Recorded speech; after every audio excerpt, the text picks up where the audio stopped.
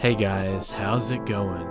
This is Natinator, and welcome back to the second part of PENPAL. There are 6 parts, and this is the second, titled Balloons.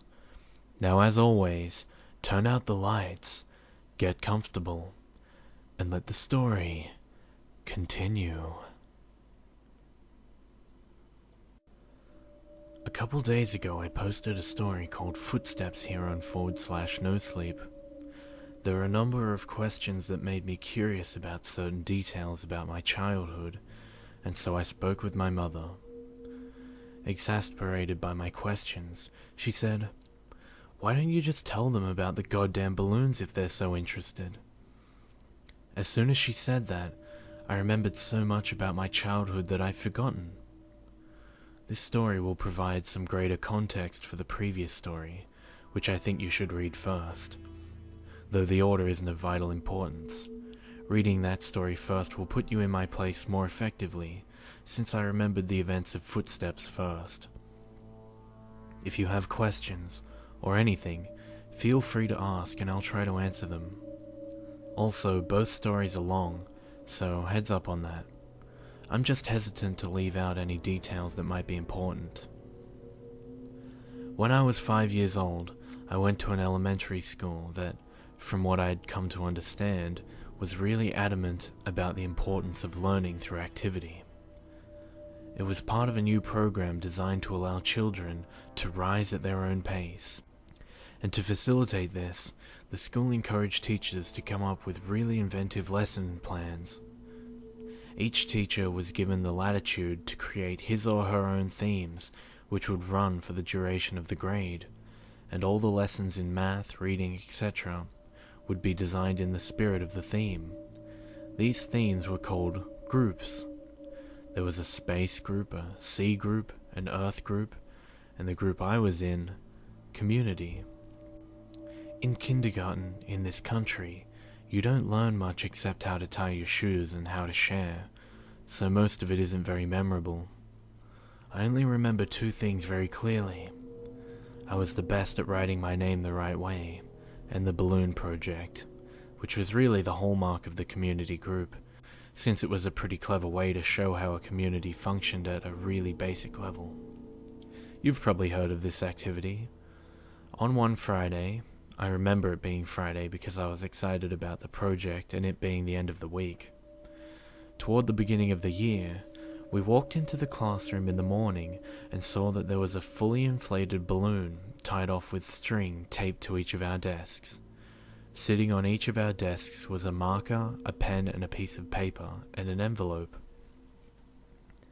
The project was to write a note on the piece of paper, put it in the envelope, and attach it to the balloon, which we could draw a picture on if we wanted. Most of the kids started fighting over the balloons because they wanted different colors, but I started on my note, which I had thought a lot about. All the notes had to follow a loose structure, but were allowed to be creative within those boundaries. My note was something like this: "Hi, you found my balloon. My name is..." and I attended elementary school. "You can keep the balloon, but I hope you write me back. I like Mighty Max, exploring, building forts, swimming, and friends. What do you like? Write me back soon. Here's $1 for the mail." On the dollar I wrote 4 stamps, right across the front, which my mum said was unnecessary, but I thought it was genius, so I did it. The teacher took a Polaroid of each of us with our balloons and had us put them in the envelope along with our letter. They also included another letter that I assume explained the nature of the project and sincere appreciation for anyone's participation in writing back and sending photos of their city or neighborhood. That was the whole idea, to build a sense of community without having to leave the school, and to establish safe contact with other people. It seemed like such a fun idea. Over the next couple of weeks, the letters started to roll in. Most came with pictures of different landmarks, and each time a letter would come in, the teacher would pin the picture on a big wall map we had put up, showing where the letter had come from and how far the balloon had traveled. It was a really smart idea, because we actually looked forward to coming into school to see if we'd gotten our letter. For the duration of the year, we had 1 day a week where we could write back to our pen pal, or another student's pen pal, in case our letter hadn't come in yet. Mine was one of the last to arrive. When I came into the classroom, I looked at my desk, and once again didn't see any letter waiting for me. But as I sat down, the teacher approached me and handed me an envelope. I must have looked so excited, because as I was about to open it, she put her hand on mine to stop me and said, "Please, don't be upset." I don't understand what she meant. Why would I be upset now that my letter had come? Initially, I was mystified that she would even know what was in the envelope, but now I realize that, of course, the teachers had screened the contents to make sure there was nothing obscene. But all the same, how could I be disappointed? When I opened the envelope, I understood. There was no letter. The only thing in the envelope was a Polaroid, but I couldn't really make out what it was. It looked like a patch of desert, but it was too blurry to decipher. It appeared as if the camera had been moved while the picture was being taken. There was no return address, so I couldn't even write back if I wanted to. I was crushed. The school year pressed on, and the letters had stopped coming for nearly all of the other students. After all, you can only continue a written correspondence with a kindergartner for so long. Everyone, including myself, had lost interest in the letters almost completely. Then I got another envelope. My excitement was rejuvenated, and I reveled in the fact that I was still getting a letter when most of the other pen pals had abandoned their involvement. It made sense that I received another delivery. There'd been nothing but a blurry picture in the first one, so this was probably to make up for that. But again, there was no letter at all. Just another picture. This one was more distinguishable, but I still didn't understand it. The photograph was angled way up, catching the top corner of a building, and the rest of the image was distorted by a lens flare from the sun. Because the balloons didn't travel very far, and because they were all launched on the same day, the board became a bit cluttered, and so the policy for the students still exchanging letters became that they could take the photographs home. My best friend Josh had the second highest number of pictures taken home by the end of the year. His pen pal was really cooperative and sent him pictures from all around the neighboring city. Josh took home, I think, 4 pictures. I took home nearly 50. The envelopes were all opened by the teacher, but after a while I stopped even looking at the pictures.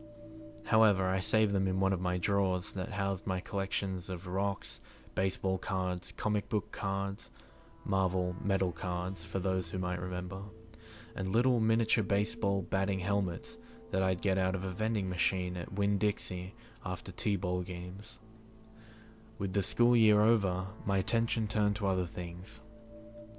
My mum had got me a small snow cone machine for Christmas that year, and Josh had really coveted it. So much so that his parents bought him a slightly nicer one for his birthday, which was toward the end of the school year. That summer we had the idea that we would set up a snow cone stand to make money. We thought we'd make a fortune selling snow cones at $1. Josh lived in a different neighborhood, but we eventually decided that my neighborhood would be better because there were a lot of people who cared for their lawns. The yards in my neighborhood were slightly bigger.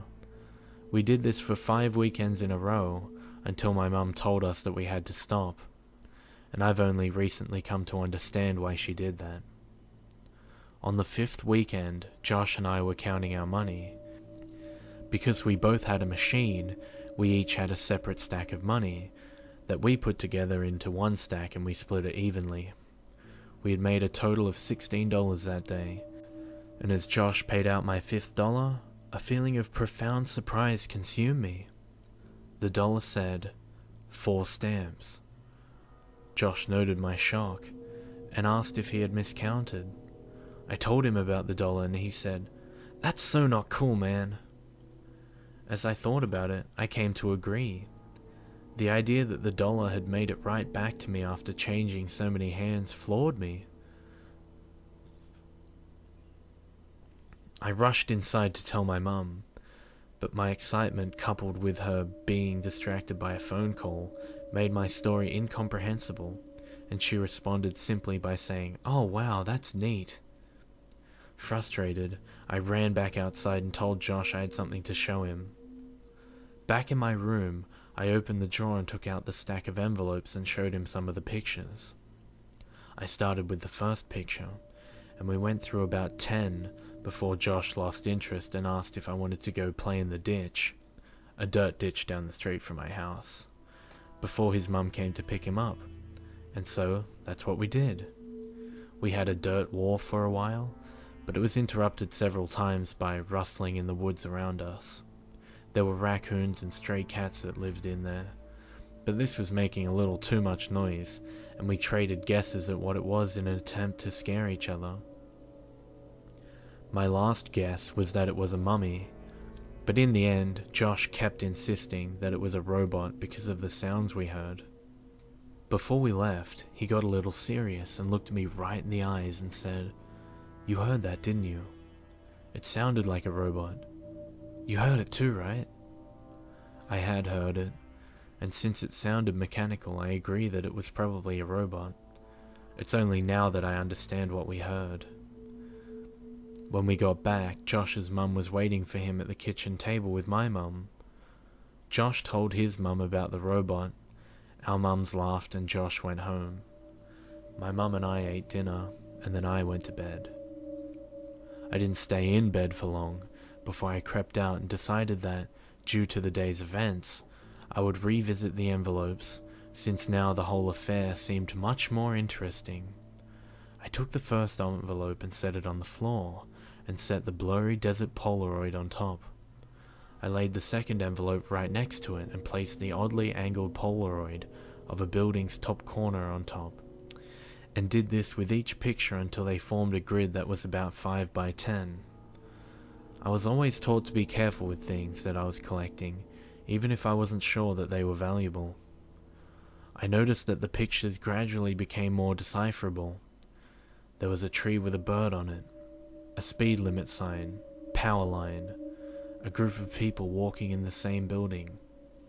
And then I saw something that vexed me so powerfully that I can now, as I write this, distinctly remember feeling dizzy and capable of only a single repeating thought.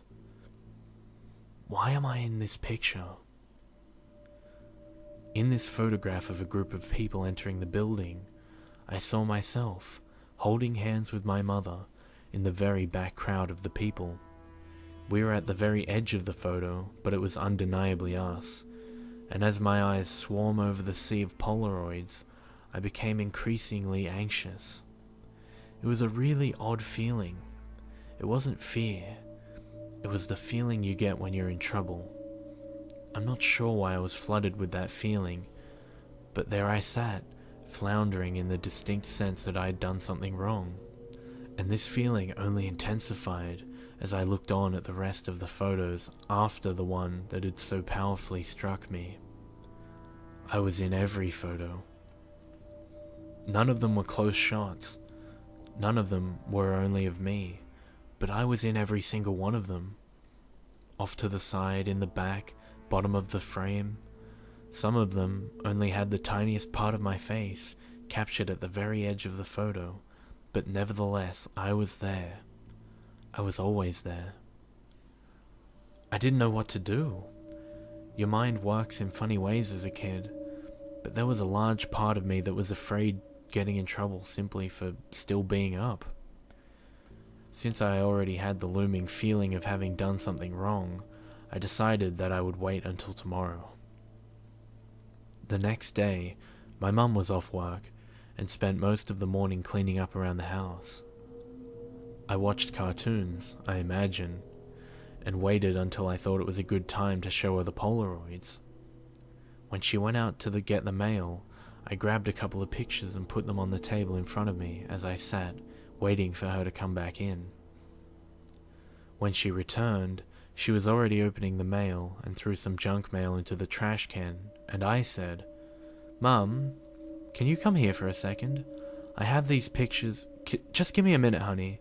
I need to mark these on the calendar." After a minute or two, she came and stood behind me and asked what I needed. I could hear her shuffling with the mail behind me, but I just looked at the Polaroids and told her about them.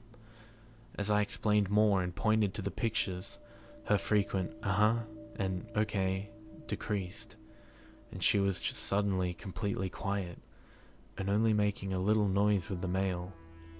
The next noise I heard from her sounded as if she was trying to catch her breath in a room that had no air left in it. At last her struggling gasps were conquered, and she simply dropped the remaining mail on the table and ran to the kitchen to get the phone. "Mum, I'm sorry. I didn't know about these. Don't be mad at me." With the phone pressed to her ear, she was walking, running back and forth and shouting into it. I nervously fiddled with the mail sitting next to my Polaroids. The top envelope had something sticking out of it that I thoughtlessly and anxiously pulled on until it came out. It was another Polaroid. Confused, I thought that somehow one of my Polaroids had slipped into the stack when she threw the mail down, but when I turned it over and looked at it, I realized that I had not seen this one before. To my dismay, it was me, but this one was a much closer shot. I was surrounded by trees and was smiling, but it wasn't just me, I noticed. Josh was there too. This was us, from yesterday. I started yelling for my mum, who was still screaming into the phone. I repeatedly yelled for her until she finally responded with, "What?" And I could only think to ask, "Who are you calling?" "I'm talking with the police, honey." "But why? I'm sorry, I didn't mean to do anything." She answered me with a response that I never understood until I was forced to revisit these events from the earliest years of my life. She grabbed the envelope off the table and the picture of Josh, and I spun and slid, landing next to the other Polaroids in front of me. She held the envelope up to my eyes, but I could only look at her and watch as all the color began draining out of her face. With tears welling up in her eyes, she said she had to call the police because there was no postmark.